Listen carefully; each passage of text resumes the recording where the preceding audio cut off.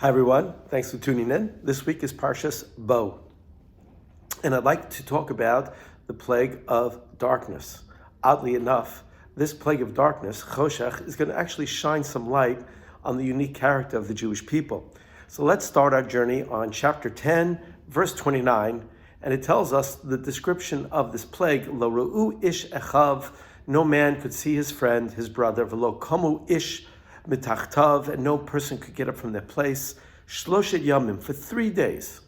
U'lechol b'nei Yisrael, and all the Jewish people, Haya Or b'moshvosam. The Jewish people, there was plenty of light. So how did the Jewish people use their advantage of their light? Well, for 3 days, Egyptians were prisoners in their chair. So to bring out this point, I want to bring you to another verse in chapter 11, verse number 2. And the chapter tells us that after the plague of Choshech, after the plague of darkness, Hashem instructs Moshe Rabbeinu to instruct the Jewish people to request gold and silver from their neighbors. So look at 11:2, Yud Aleph Bet, Daber na be'aznei ha'am, and I want you to please say to the people, V'yish'alu ish me'it re'ehu. I want that each man should ask of their friend, V'isha me'et ru'uta, each woman should ask from her friend, Kli kesef kli zav, for vessels of silver and gold. Now what's really strange over here is re'eu or re'uta, friend. Egyptians were the friends of the Jewish people.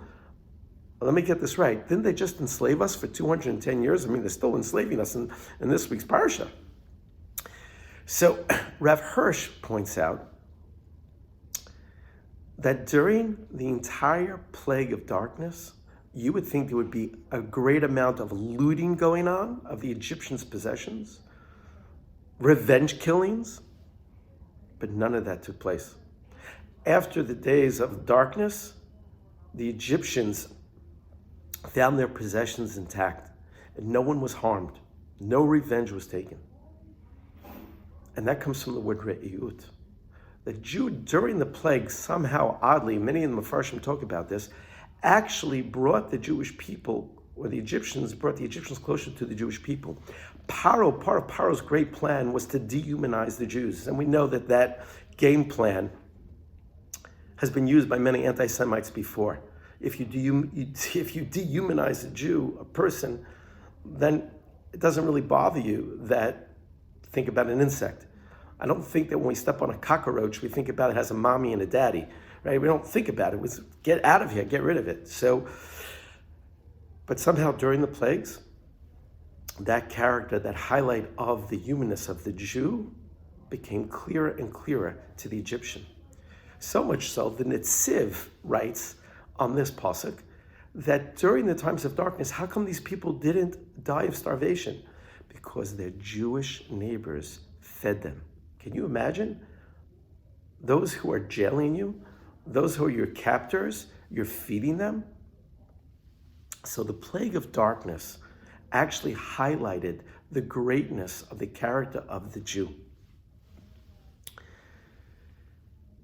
And therefore, we see that there was a re'eyut, there was a little bit more of a closeness. Now, I want to talk about the other side of darkness for a moment. If we go back to the original verse, we says that no man could see his friend and they couldn't get up from their place. Rabbi Dr. Norman Lamb points out that part of the plague of darkness is loneliness.